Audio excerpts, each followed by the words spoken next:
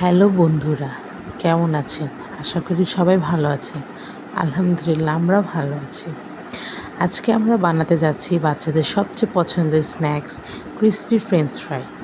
School থেকে ফিরে কিংবা কার্টুন দেখতে দেখতে অথবা বিকেলের নাস্তায় এক প্লেট গরম গরম ফ্রেঞ্চ ফ্রাই হলে মজা দিবে। ফ্রেঞ্চ ফ্রাই বানাতে বেশি কিছু লাগে না। আমাদের দরকার বড় সাইজের আলু, সামান্য লবণ, তেল আর একটু হলুদের গুঁড়ো। সঙ্গে থাকবে কেচাপ বা মিয়োনিজ, খাওয়ার মজাটাই বাড়িয়ে দেবে। প্রথমে আলুগুলো ভালো করে ধুয়ে নেব, এরপর খোসা ছাড়িয়ে লম্বা লম্বা স্টিকের মতো কেটে ফেলব। ভেজা আলু সরাসরি তেলে দিলে ছিটকে যাবে, তাই ভালো করে কাপড় বা টিস্যু দিয়ে মুছে শুকিয়ে নিতে হবে। শুকানো আলু মধ্যে সামান্য একটু হলুদ লবণ দিয়ে মাখিয়ে গরম তেলের মধ্যে আলুগুলো হালকা করে ভেজে নেব। মনে রাখবেন, একসাথে বেশি আলু দেবেন না। প্রথমবার ভাজার সময় আলুগুলো শুধু নরম হবে, লালচে হবে না।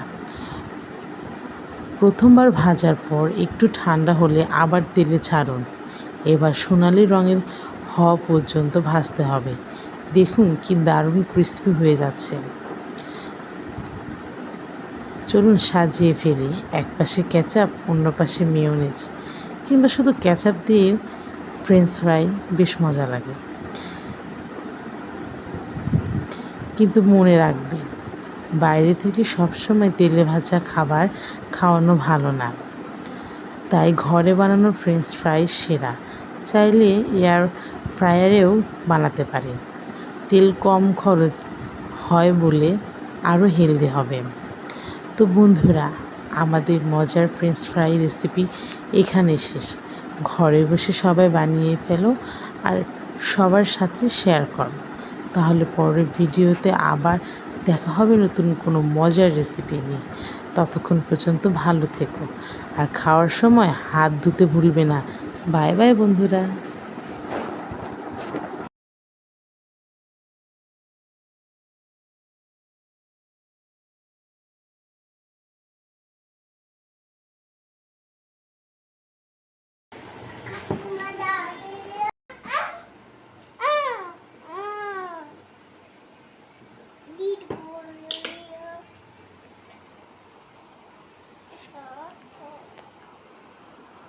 ভরাও।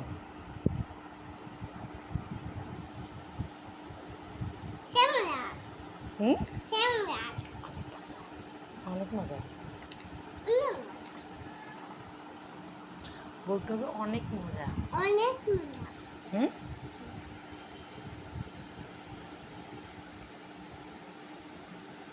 এটা খেতে কেমন? অনেক মজা।